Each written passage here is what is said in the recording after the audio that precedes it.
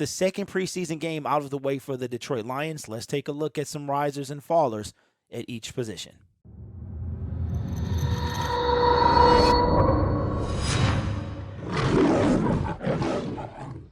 Hello everyone, my name is Derek and welcome to Detroit Lions Syndicate. If this is your first time here, we talk all things about the Detroit Lions without the Y for yes or N for no. So if that's your type of thing, go ahead and subscribe to the YouTube channel for content on the Detroit Lions almost every day. And if you want these videos to appear in your notification feed, then hit the notification bell. With the second preseason game out of the way for the Detroit Lions, we were able to see a lot of the second and third positions.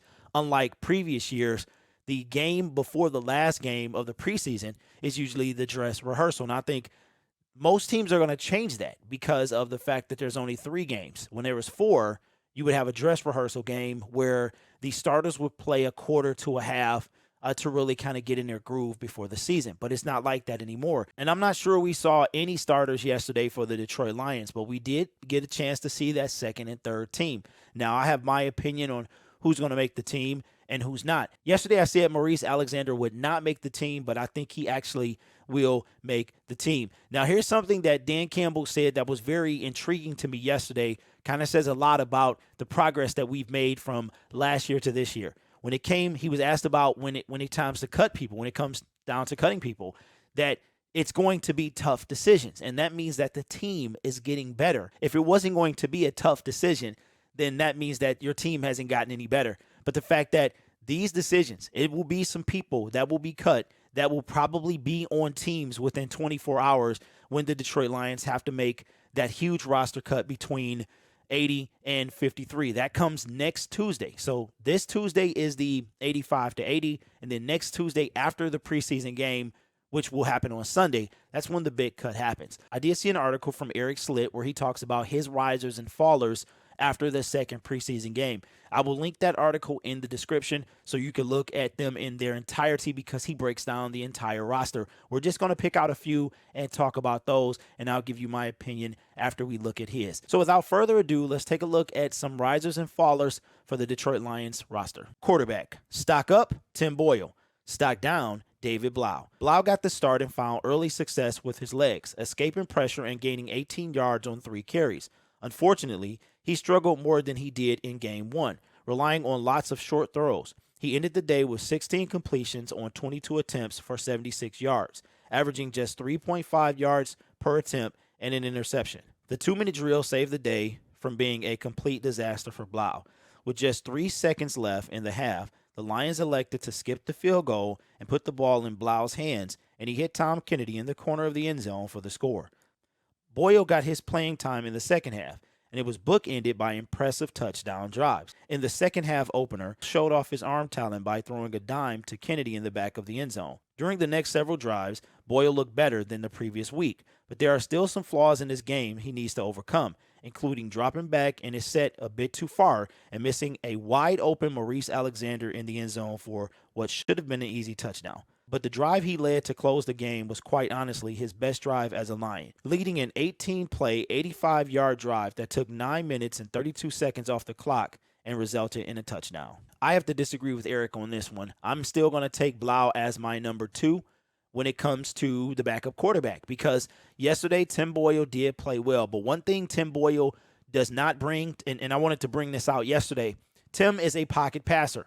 David Blau can create plays with his feet. If something breaks down, then he can create several different plays. We did see Tim Boyle take off and run yesterday, and I think he got a first down, but that's not part of his game, to be honest with you. And he does miss a lot of wide open people. David Blau just didn't look well completely yesterday, but just because Tim Boyle had one better performance than David Blau, I'm not going to promote him to number 2 because of one decent week. So for me, I have to disagree, and I'm going to keep David Blau as my number 2. Wide receiver, stock up, Tom Kennedy, Maurice Alexander, push to make the team, Trinity Benson, stock down, Khalil Pimpleton. Kennedy continues to make his case for a spot on the roster, securing touchdown catches to end and start the half. On the touchdown at the end of the half, Kennedy wins immediately, and the rep was over before a single receiver reached their break. All Blau needed to do was see it. On this take, I actually agree with Eric. Kennedy in particular, his stock is steady on the rise. Dan Campbell, he went from being dependable to reliable, so he got an upgrade after yesterday's game. So I think that Tom Kennedy, from the moment he's arrived in Detroit, he's always found a way to make this team, even if he was hanging on the practice squad back when Matt Patricia was here. So Tom Kennedy, in my opinion, his stock is continually on the rise. Now, when it comes to Trinity Benson, I think Trinity Benson is making a push to make the roster. When it comes to Khalil Pimpleton is, we already got a Khalil Pimpleton and Khalif Raymond, so I think we can only really have one of those guys. Khalil Pimpleton, undrafted, I think there's a good chance he doesn't make the roster. However, Maurice Alexander, like I said earlier in the video, with his 2 big returns, 61 yards and 45 yards, and he made some good catches as well, I think that he has a really good chance to make the team. So I agree with Eric on this assessment. Tight end, stock up, Zane Zylstra. Stock down, James Mitchell, Derek Deese. Zylstra ended the contest with 5 catches for 34 yards, including a toe drag swag catch at the end of the 2-minute offense. Also, at the end of the half, he secured another important catch and showed situational awareness to find the sideline. Additionally, his 3rd down conversion on the final drive of the game was a huge play to keep the drive going. Mitchell looked to have some opening game jitters. He was late to block early and allowed a sack. His blocking did improve as the game went on, and he had a nice 4th quarter catch for 9 yards, but it was a bit of a disappointment for his first game. It's a shame that we did not get to see Devin Funchess yesterday because of what I assume to be the injury. It's very possible that the Detroit Lions feel confident he's going to make the roster as maybe the number 3 tight end, and maybe they're just a battle for number 4. What concerns me more at this point is James Mitchell. James Mitchell was drafted this year, and we could have used linebackers, more safeties, but we took another tight end. And if he doesn't even make the team, that's going to be a problem. That will be a waste of a pick that maybe we could have picked back-to-back linebackers, because if I'm not mistaken, James was taken in the 5th round. So if you're okay with that, then that's fine. But for me, I would rather have a linebacker, somebody that will impact the game right away. So James Mitchell is a faller, and Derek Deese Jr., I don't think he makes this team in any form. So Zane Zylstra, on the other hand, is a good blocking tight end. So he also can catch the ball as well. We saw it yesterday, and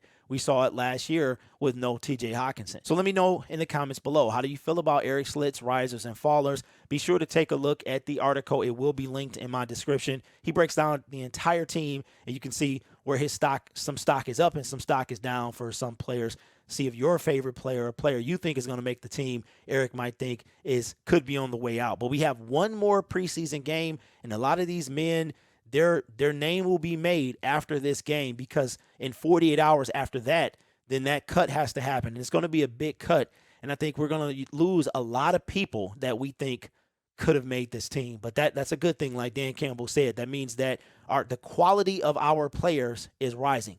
Where last year we didn't really have that much until late in the season when people started to step up, A.J. Parker and those guys. But now it's going to be a tough choice, and that's like picking between $1 million and $999,000. Which one you gonna take? Is it really that big of a deal? The Lions are in a much better place than they were last year, and that is a good thing. Depth is a good thing. So hopefully we make the right choices, but these guys got one more game to shine. My name is Derek. This is Detroit Lions Syndicate.